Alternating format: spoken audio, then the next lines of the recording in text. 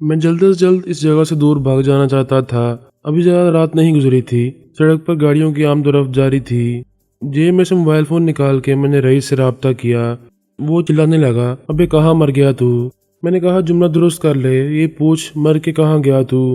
جواب اس کا یہ ہے کہ وہیں جہاں تجھے بھی جانا ہے۔ قسم اللہ کی 1 گھنٹے سے زیادہ ہو گیا، اپنی تو پریشانی سے جان عذاب میں تھی۔ آخر تو کہاں غائب ہو گیا تھا؟ اس وقت کہاں ہے؟ میں نے کہا سڑک پر ہوں اور پیدل ہوں۔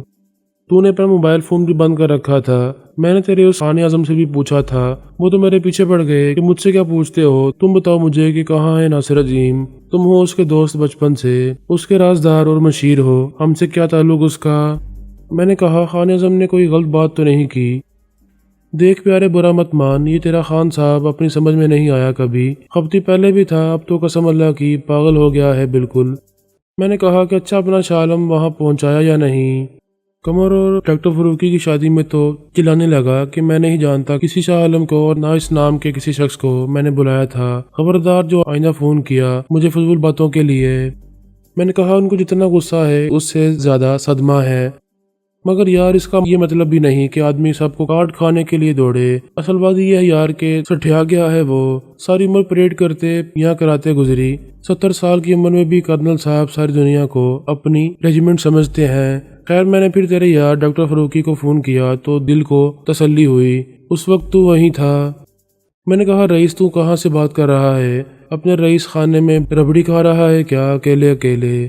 وہ ہنسنے لگا، بھئی یار بڑے دھکے کھائے زندگی میں اور جوتے کھائے زمانے کے، اب رس ملائی ربڑی کھانے کو مل رہی ہے تو کیوں نہ کھائیں؟ اور یہ اکیلے اکیلے کا کیا مطلب ہے آخر؟ میرا مطلب تھا کہ میں بھی آ رہا ہوں، دھکے تو ہم نے بھی تیرے ساتھ ہی کھائے تھے یار، اور زمانے کے جوتے بھی۔ میں نے کہا اور فون بند کر کے ایک گزرتے ہوئے رکشے میں بیٹھ گیا۔ رئیس خانے کے بند دروازے پر 4.5 فٹ قد اور 6 انچ لمبی مونچھوں والا 30 مار خان بے حد مستعد کھڑا تھا، اور پھر مجھے دیکھ کے حیران ہوا۔ جناب علی آپ رکشہ میں آئی؟ اس نے بڑے پرملال لہجے میں کہا۔ میں نے ایک ٹھنڈی سانس لی۔ ہاں یار، برا وقت آتا ہے تو سایہ بھی ساتھ چھوڑ جاتا ہے۔ پہلے 4 پہیوں کی سواری تھی، اب 3 سے گزارا ہے، کیا پتا کل 2 ہی رہ جائیں، پرانی سائیکل پر آنا پڑے۔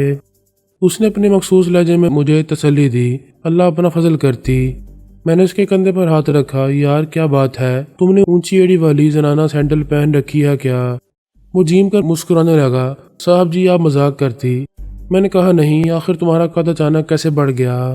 اس کی مسکراہٹ جبڑوں تک پھیل گئی۔ آپ سچ بولتی صاحب، ہم آپ کو بتاتی۔ ایک فقیر آتی آج، بہت بزرگ، 100 سال کا، سفید داڑھی 1 فٹ کا، اس کا ایک آنکھ ٹماٹر جیسا لال ہوتی، دوسرا آنکھ طوطے جیسی ہرا سبز، لمبا پیلا قمیض پہنتی۔ میں نے ہنس کے کہا بڑا رنگین فقیر تھا۔ اس نے اپنی بات جاری رکھی۔ وہ صاحب ہم کو بولتی، ایک دم ٹھیک بولتی کہ ولایتی دوائی ولایت میں کام کرتی، دیسی آدمی پر الٹا اثر کرتی۔ وہ ہم کو ٹارزن کا طاقت والی دوائی دیتی، بولتی اب تم اللہ کا حکم سے 4 شادی کرتی۔ ہم بولتی کہ ابھی ایک نہیں ملتی، جو ملتی ہم سے اونچا ہوتی۔ صاحب وہ ہم کو اونچا کرنے کی 40 گولی دیتی، رات کا 12 بجے ایک گولی کھاتی، 40 بار درود شریف پڑھ کے سورج نکلتی تو روز قد آدھا انچ بڑھ جاتی۔ میں نے کہا یعنی 40 دن میں تمہارا قد 20 انچ بڑھ جائے گا تو 6 فٹ سے بھی نکل جائے گا؟ بالکل ایسا ہوتی صاحب، ابھی 4 دن کھاتی آپ کو اونچا لگتی۔ اس نے بڑے یقین اور مسرت آمیز لہجے میں کہا صرف 10 روپیہ ایک گولی کا لیتی، یعنی 400 ٹھگ کے لے گیا وہ تم سے۔ میں نے افسوس سے کہا کہاں ہیں وہ گولیاں، مجھے دکھاؤ۔ 30 مار خان نے بڑی عقیدت کے ساتھ جیب سے ڈبیا برآمد کی۔ وہ بڑا درویش ہوتی صاحب، 4 رنگ کی گولی ہوتی اس کے پاس۔ میں نے گولیوں کو غور سے دیکھا، وہ عجیب سی بدنما شکل کی گولیاں تھیں۔ غالباً اس نے عام ملٹی وٹامن یا بی کمپلیکس کی بے ضرر گولیوں پر مختلف رنگوں والا چینے کا سفوف چڑھا دیا تھا۔ بقول 30 مار خان کے، لال گولی جنگل کی ان جڑی بوٹیوں کا مرکب تھی، اس کو کھا کے آدمی ٹارزن بن جاتا ہے۔ سبز گولیاں کھا کے 100 سال کی عمر میں 4 شادیاں کرنا ممکن تھا۔ زرد گولی سے انسان کا دماغ اتنا تیز ہو سکتا تھا کہ وہ دنیا کی ہر زبان سمجھ لے۔ 30 مار خان کو اس نے نیلی گولی دی تھی جو اس کے کہنے کے مطابق زرافے کے خون میں شامل مخصوص اجزاء سے تیار کی گئی تھی، اور زرافے کی طویل قامتی کا راز انہی گولیوں میں تھا۔ قابل داد 30 مار کی خان مستقل مزاجی تھی کہ دوا دارو سے ٹونے ٹوٹکے تک سب کچھ کرتا رہتا تھا۔ اصل کے قد میں کبھی ایک سود کا اضافہ بھی نہیں ہوا تھا، مگر مایوسی اس کے مذہب میں حرام تھی۔ قد بڑھانے کے ہر طریقے پر اس کا اعتبار بڑی جلدی قائم ہوتا تھا اور ناکامی سے بددل ہونے کے بجائے وہ کوئی نیا طریقہ یقین اور پر امید کے ساتھ اختیار کرتا تھا۔ اس کا دوسرا شوق البتہ رنگ لا رہا تھا۔ اس کی مونچھیں مختلف ہیئر ٹانک پی کے بتدریج بڑھ رہی تھیں۔ میں نے ڈبیا اسے واپس کی اور اندر چلا گیا۔ وہ اپنے سلیپنگ سوٹ یعنی لٹھے کے نیکر ٹائپ انڈر ویئر میں ملبوس بڑی پرشفقت دلچسپی کے ساتھ دو مرغوں کو زبردستی کچھ کھلا رہا تھا۔ اب ایک خاص سالے، نہیں تو قسم اللہ کی دوں گا ایک جام پر۔ میں نے کہا یہ کیا ظلم ہو رہا ہے بے زبانوں پر؟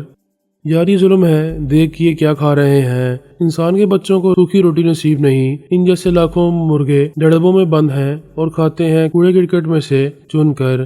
یہ عمران خان بادام پستے کی چوری نہیں کھاتا، حالانکہ اس میں دیسی گھی اور کھویا بھی ہے، خمیرہ مردارید ہے۔ میں نے حیرانی سے کہا کیا ہوگا اس سے؟ بات یہ ہے پیارے کہ اگلے مہینے ایک بڑا کانٹے کا مقابلہ ہے۔ بھارت سے آ رہی ہے ایک بڑی دانسوب پارٹی، سنا ہے بڑی خاص خوراک کھلاتی ہے اپنے مرغے کو جس کا نسخہ کسی کو معلوم نہیں۔ میں نے ایک حکیم، ایک ڈاکٹر اور ایک استاد سے مشورہ کیا۔ اس ایک مرغے کو دے رہا ہوں پہلوانوں والی خوراک اور ایک کو فری سٹائل کشتی لڑنے والوں کی۔ اس کا پیٹ بھر جائے تو یہ پیے گا ماں التمج نسخہ ود خاص 2 اچھا، دوسرا کھاتا ہے ڈبل روٹی مکھن اور پنیر کے ساتھ ملٹی وٹامن کی گولیوں کا چورا اور پیتا ہے 3 قسم کی ٹانک۔ رئیس خبیث تو پاگل ہو گیا ہے، میں نے کہا۔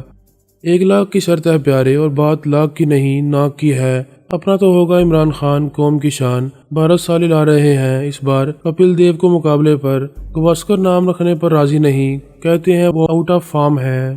میں بیڈ پر لیٹ گیا۔ تو نے مجھے فون پر بتایا تھا کہ ربڑی بھی ہے۔ اب نام نہ لے اس کا، قسم اللہ کی یاروں کی یاری پر سب کچھ قربان ہے اپنا۔ وہ غصے میں آ گیا، اپنے ہاتھ سے 1 کلو ربڑی کھلا دی، خود چکھی تک نہیں۔ تیرا فون آیا تو سالی بک بک کرنے لگی کہ یہ حرام خور مرغ ہی کیا کم تھے کہ ایک اور الو کا پٹھا آ گیا رنگ میں بنگ ڈالنے۔ مجھے بے اختیار ہنسی آئی۔ یاری سب عورتیں ایک سا رویہ رکھتی ہیں محبت کے معاملے میں، مکمل اجارہ داری مانگتی ہیں، شوہر ان کے سوا کسی کا نہ ہو، نہ ماں باپ کا اور نہ کسی اور کا۔ ابھی اپن ایسے جورو کے غلام ٹائپ نہیں۔ ہم نے اچھی طرح سمجھا دیا کہ پہلے اپنے یار پھر اپنا شوق، اس کے بعد گھر والی۔ اس لیے یہ بگڑ گئی کہ گھر والی بھی کسی یار کو ہی بنا لو۔ سالی نے شادی کے دعوت نامے کا مضمون پھاڑ دیا۔ بس آ گیا ہمیں بھی جلال، ایک جامپڑ مارا ایسا کہ ہوش ٹھکانے آ گئے ہوں گے۔ میں نے کہا کہ تیری ہمت کیسی ہوئی اپنے یار کو الو کا پٹھا کہنے کی اور عمران خان کو حرام خور کہنے کی؟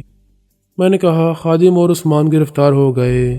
وہ اپنی رو میں بولے جا رہا تھا، اچانک اس کی زبان رک گئی۔ وہ ہڑبڑا کے اٹھا، کیا کہا تو نے؟ پھر بول، شاید غلط سنا میں نے۔ تو نے وہی سنا جو میں نے کہا، یہاں بیٹھ آرام سے تو میں پوری بات بتاؤں تجھے۔ میں نے کہا ٹھیک ہے، میں عمران خان کو مرغی خانے میں چھوڑ آؤں۔ میں نے اٹھ کے کچن کا رخ کیا، میں اتنی دیر میں کافی بنا کے لاتا ہوں۔ رئیس نے میری ساری بات بڑے دھیان سے سنی۔ میرے اغوا کی جانے اور پھر اغوا کرنے والوں سے مقابلے کی رودات کے دوران وہ فرتے جذبات سے مغلوب ہو کے بھی اختیار گالی دیتا تھا اور کبھی چلا کے کہتا تھا ارے واہ۔ شادی کی تقریب میں خان اعظم کے رویے پر بھی وہ بہت خفا ہوا، لیکن آخر میں آزاد صاحب کی باتوں پر وہ اتنا ہی خوش ہوا۔ چل ایک ڈرامہ تو ختم ہوا، لیکن یہ دوسرا فساد جو کھڑا ہو گیا ہے، خواہ مخواہ تیرے نام ڈال دیا گیا ہے۔ خدا بخش مندرال کے قتل کی FIR میں پولیس کو پھر تیری تلاش ہے۔ میں نے کہا یار رئیس، بہت سے معاملات اب بالکل واضح ہو گئے ہیں مجھ پر۔ اگر میں نے کوئی فیصلہ کن قدم نہ اٹھایا تو میں اس دلدل میں پھنستا چلا جاؤں گا۔ آج خادم اور عثمان کا معاملہ ختم ہوا ہے، کل اگر خدا بخش مندرال کا معاملہ نہیں ہوگا تو کچھ اور ہوگا۔ یہ سلسلہ بھی ختم ہونے والا نہیں ہے۔ میں نے بہت سوچا اپنے مسائل کے بارے میں اور بالآخر اس نتیجے پر پہنچا ہوں کہ اس میں قصور نہ تقدیر کا ہے اور نہ میری تدبیر کا۔ ایک باقاعدہ سازش اور منظم کوشش سے میرے لیے مسائل کا جال پھیلایا جا رہا ہے جو نوعیت کے اعتبار سے مختلف ہیں، اور آسانی سے یہ کوئی بھی نہیں سمجھ سکتا کہ ان کا آپس میں کیا ربط ہے۔ ہر آدمی خواہ وہ کتنا ہی ذہین ہو اور حوصلہ مند ہو، اس کی مقابلے اور مزاحمت کی طاقت محدود ہوتی ہے۔ وہ زندگی کی مشکلات اور مسائل سے ایک حد تک نمٹ سکتا ہے۔ اس کے بعد کیا ہوتا ہے؟ رئیس خان نے ایک منطقی سوال کیا۔ ہاں، اگر ایک آدمی کی زندگی کے روز و شب دوسروں کے پیدا کیے ہوئے مسائل سے نمٹنے میں ہی صرف ہوتے جائیں گے تو وہ دنیا میں ترقی کیا خاک کرے گا؟ اس کی اپنی ذہنی صلاحیت اور قوت تو فضول کاموں میں ضائع ہو جائے گی۔ وہ کوئی تخلیقی یا تعمیری کام کب کرے گا اور کیسے؟ الجھنوں اور پریشانیوں میں آہستہ آہستہ اس کی توانائی ختم ہونے لگے گی، اس کے اعصاب پر دباؤ بڑھتا جائے گا۔ ناکامی کی فرسٹریشن کا شکار ہو کے وہ اتنا مایوس ہو جائے گا کہ کسی کامیابی کے بارے میں سوچنا بھی چھوڑ دے گا، عملاً ناکارہ ہو جائے گا۔ یار تو بہت جلد ہمت ہار بیٹھا۔ میں نے کہا نہیں، مجھے سمجھنے میں غلطی مت کر، ابھی تو یہ سلسلہ شروع ہوا ہے اور نتائج ابھی سے میرے سامنے آ گئے ہیں۔ قانونی مقدمات کا عذاب ایک طرف، محرومی کا عذاب دوسری طرف۔ یہ بات بہت دیر سے میری سمجھ میں آئی کہ میرے دشمن 2 ہیں بلکہ 3۔ رئیس نے سر کھجایا، یہ بات اپنی سمجھ میں نہیں آئی۔ میں نے کہا سب سے پہلے تو آدمی خود اپنا دشمن ہوتا ہے۔ ایک دشمن میں خود تھا اپنا۔ میں نے ایک مجبوری سے سمجھوتا کر لیا، بڑی ہوشیاری سے بلیک میل کیا اور کہا کہ ویسے تو ناصر عظیم ہو مگر تم شاہ عالم بن سکتے ہو اور تمہیں شاہ عالم بننا ہی پڑے گا، ورنہ ہم تمہیں کسی کو منہ دکھانے کے قابل نہیں چھوڑیں گے، تمہاری دنیا اور عاقبت سب برباد کر دیں گے۔ ان کے پاس کچھ فلمیں تھیں اور کچھ ایسا مواد تھا جو واقعی بہت خطرناک تھا۔ مجھے ڈرنا نہیں چاہیے تھا مگر میں ڈر گیا۔ ایک بات اور بھی تھی، مجھے یقین دلایا گیا کہ یہ کام میرے جیسے باصلاحیت شخص کے لیے بالکل بھی مشکل نہیں ہوگا۔ میں کامیاب ہو گیا تو مجھے اپنے مستقبل میں ان سب خوابوں کی تعبیر مل سکتی ہے جو میں بچپن سے دیکھ رہا ہوں۔ میں اس ملک کا وزیر اعظم بھی بن سکتا ہوں۔ شاہ عالم کے اس سینئر نائب صدر نے مجھے قائل کر لیا کہ یہ کام آسان ہے اور اس کھیل میں حالات خود میرے مددگار ثابت ہوں گے۔ بس یار میں نے مجبوری کو قبول کر لیا۔ کیا ہوتا اگر میں انکار کر دیتا؟ اس سے برا تو نہ ہوتا جو بعد میں ہوا اور جو آج ہو رہا ہے، مگر خوف اور لالچ دونوں سے مغلوب ہو گیا میں نے ایک ایسے کام کی حامی بھر لی جو ناممکن تھا۔ یہ تو سب نے ہی سمجھایا تھا تجھے پیارے۔ میں نے کہا نا، اپنا ایک دشمن تو میں خود تھا۔ خوش فہمی تھی مجھے کہ یہ کام کر سکتا ہوں میں۔ 6 مہینے میں عقل ٹھکانے آ گئی جب اپنی ہر تدبیر الٹی ہونے لگی۔ مشکلات اور پریشانیوں کا پہاڑ اونچا ہونے لگا، اسے کاٹنا یا عبور کرنا میرے لیے ناممکن ہوتا گیا۔ دراصل تیمور نے مجھے قربانی کا بکرا بنایا تھا۔ وہ دراصل حالات سے واقف تھا مگر میرے سامنے اس نے حالات کی مختلف تصویر پیش کی تھی۔ سازشی عناصر نے ملکی اور غیر ملکی آقاؤں کے اشارے پر شاہ عالم کو سیاسی منظر سے ہٹانے کا فیصلہ کر لیا تھا۔ یہ تیمور کے لیے بڑی مایوسی کی بات تھی۔ یار کیا خود شاہ عالم ان معاملات سے بے خبر تھا؟ میں نے کہا میرا خیال ہے کہ وہ حد سے زیادہ خود اعتمادی کے مرض میں مبتلا ہو گیا تھا۔ بہت زیادہ خود پرستی اور عنایت کا شکار لوگ کامیابی کی ایک سطح پر پہنچ کے یہ سمجھنے لگتے ہیں کہ سچ اور صحیح سوچ وہی ہے جو ان کی ہے، باقی سب کی نظر حقیقت کو مستقبل کے آئینے میں اس طرح نہیں دیکھ سکتی جیسے وہ دیکھنے کی غیر معمولی بلکہ مفوق الفطرت صلاحیت رکھتے ہیں۔ ابے یار اردو میں فارسی مت ملایا کر، ہمارے سامنے رئیس بولا۔ میں نے کہا مطلب یہ کہ وہ سمجھتے ہیں کہ عام آدمی تو عام آدمی ہے، وہ خاص بندے ہیں اور خدا نے انہیں خاصی صلاحیت سے نوازا ہے۔ وہ نعوذ باللہ ولی یا پیغمبروں کی طرح غیب کا اور اندر کا حال بھی جانتے ہیں، کیا ہو رہا ہے اور کیا ہونے والا ہے، سب کے اسباب ان پر عیاں ہیں۔ جب یہ حالت ہو تو پھر وہ کسی کی معقول بات بھی نہیں سنتے، کسی کا مشورہ بھی نہیں مانتے اور یہی غرور ان کو لے ڈوبتا ہے۔ تو اپنے حکمرانوں کی مثال لے، ایوب خان سے بھٹو اور ضیاء الحق سب پہلے عوام کی سطح پر ان کی مسائل کو سمجھتے تھے اور خود حالات کی خبر رکھتے تھے۔ بعد میں انہوں نے مشیروں وزیروں پر سب چھوڑ دیا اور سب ٹھیک ہے کی رپورٹس پر بھروسہ کرنے لگے۔ ایک وقت آیا جب وہ عوام سے اتنی دور ہو گئے اور خود کو سب سے سپر اور آسمانی قسم کی مخلوق سمجھنے لگے، غرور سے کہ ان کو اپنی ناک کے نیچے ہونے والی خرابی دکھائی نہیں دی اور پھر ان کا جو انجام ہوا۔ مگر یار بعد میں آنے والوں نے کوئی سبق نہیں سیکھا۔ یہی تو المیہ ہے ہمارا، مگر ہم تاریخ کو الزام دیتے ہیں کہ اس نے ہمارے ساتھ اچھا سلوک نہیں کیا۔ خیر یہ تو ایک فلسفانہ بحث ہے۔ بات تھی شاہ عالم کی۔ ممکن ہے تیمور نے اسے بتایا ہو کہ اس کے خلاف سازش ہو رہی ہے اور اسے سیاست کے میدان سے بے دخل کرنے والے سرگرم ہیں، مگر اس نے یقین نہ کیا ہو، وہ اس خوش فہمی کے جال سے باہر نہ نکل پایا ہو کہ پارٹی پر اس کی گرفت مضبوط ہے، سب اس کے وفادار ہیں بلکہ اس کو پوجتے ہیں، اس کا اشارہ بھی حکم کا درجہ رکھتا ہے، اس کے بغیر پارٹی کا تصور ہی نہیں۔ شاہ عالم نے بری خبریں سنانے والوں کو ٹال دیا ہو ہنس کے کہ سب وہم ہے تمہارا۔ حقیقت مجھے معلوم ہے، شاہ عالم کے اس رویے نے تیمور کو مایوس کیا ہوگا اور مایوسی کے اس زمانے میں اچانک اس کی ملاقات مجھ سے ہوئی۔ اس نے محسوس کیا کہ مجھ میں کوئی صلاحیت ہے جسے وہ استعمال کر سکتا ہے۔ وہ اپنا کوئی مقصد حاصل کرنا چاہتا تھا، پارٹی کے سازشی عناصر کی کوشش کو ناکام کرنا چاہتا تھا یا شاہ عالم کو سزا دینا مقصود تھا۔ بہرحال اس نے مجھے پھانس لیا اپنی باتوں سے، میری کمزوری سے فائدہ اٹھا کے یا بلیک میل کر کے، اور میں پھنس گیا۔ بعد میں شاہ عالم کو مارنے والوں نے قتل کر کے اپنے راستے سے ہٹا دیا، لیکن شاہ عالم نہیں مرا، وہ پھر زندہ ہو کر ان کے سامنے آ گیا، زیادہ خطرناک بن کے۔ اس کے دشمنوں کا یہ گروہ بہت طاقتور تھا اور اسے بیوروکریسی کی حمایت حاصل تھی۔ قسم اللہ کی یار، مرحوم خدا بخش مندرال بھی یہی کہتا تھا۔ کیا کہتا تھا؟ یہی کہ ہمارے ملک میں جو حکومت اور اپوزیشن کا ڈرامہ چلتا ہے نا، اس کے پروڈیوسر ڈائریکٹر بیوروکریسی کے ٹولے ہیں۔ انتخابات کا چکر تو مداری کا کھیل ہے۔ جب وہ محسوس کرتے ہیں کہ ایک برسر اقتدار ٹولہ خود کو سچ مچ طاقت کا مالک سمجھنے لگا ہے اور ان کی مرضی کے خلاف فیصلے کرنے لگا ہے، تو وہ دوسرے ٹولے کو اشارہ کر دیتے ہیں کہ بس اٹھ کر کھڑے ہو جاؤ، نعرے جلسے جلوس، ہڑتالیں اور ہنگامے کرو، اب تمہاری باری ہے۔ حکومتی ٹولہ انتخابات کے کھیل میں ہرا دیا جاتا ہے اور اسے اپوزیشن میں بیٹھنا پڑتا ہے۔ ہاں، 2-4 سال یا اس سے بھی پہلے انہیں پھر موقع مل جاتا ہے، کوئی مداری ڈگڈگی بجا کے پھر انتخابات اور حکومت کی تبدیلی اور انقلاب کا کھیل رچاتا ہے۔ اس کے لیے کچھ بڑے معقول بہانے ہیں۔ روٹی، کپڑا اور مکان کا نعرہ ہے، اسلام اور شریعت کے نفاذ کا نعرہ ہے، سستے اور فوری انصاف کا نعرہ، جس سے عوام کو امیدوں کے خواب دکھا کے ووٹ دینے کے لیے گھر سے لایا جا سکتا ہے۔ رئیس نے سر ہلا دیا۔ ابھی یار، عوام بھی سمجھ گئے ہیں اب۔ یہ ٹھیک ہے کہ اکثریت سیاسی چال بازوں کی طرح عیار نہیں ہوئی۔ مداری ایک ہوتا ہے اور بیوقوف بن کے جادو کے کمال پر ہکا بکا کھڑا ہوا پورا مجمع۔ جادو کیا، سب اس کے ہاتھ کی صفائی ہوتی ہے، جسے کوئی دیکھ اور سمجھ نہیں پاتا، مگر ایک ہی تماشا بار بار ہو تو آہستہ آہستہ سب کو پتہ چل جاتا ہے کہ اصلیت کیا ہے، پھر بیوقوف کوئی نہیں بنتا۔ دیکھ لے اب ووٹ دینے والوں کا تناسب کتنا کم ہو گیا ہے اور روز بروز گھٹتا ہی جا رہا ہے۔ اکثریت مایوس ہے اور جانتی ہے کہ نہ حکومت بدلے گی اور نہ نظام بدلے گا۔ انتخابات مداری کا کھیل ہے اور مداری کے ہاتھ کی صفائی سے جیتنے والا ہار سکتا ہے، ہارنے والا جیت جاتا ہے۔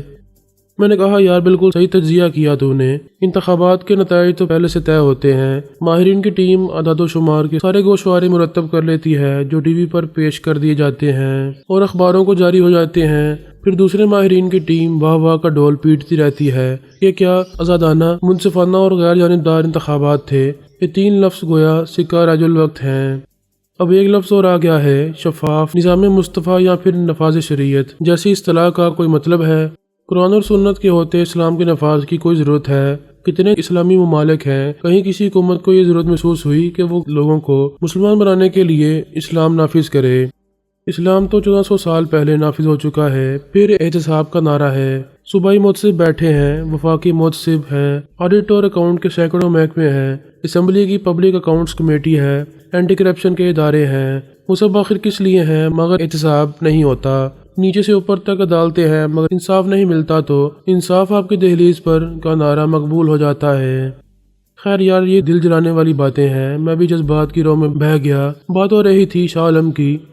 اسے جب بیوروکریسی نے سیاسی منظر سے ہٹانے کا فیصلہ کیا تو پھر وہ سیاست میں کیسے رہ سکتا تھا؟ ایک بار قتل کی کوشش ناکام ہو گئی تو اسے سیاسی موت مار دیا گیا، اس کے خلاف مقدمات بنا دیے گئے، پارٹی پر اس کے مخالفوں کا قبضہ کرایا گیا، اسے ہراساں اور بدنام کیا گیا۔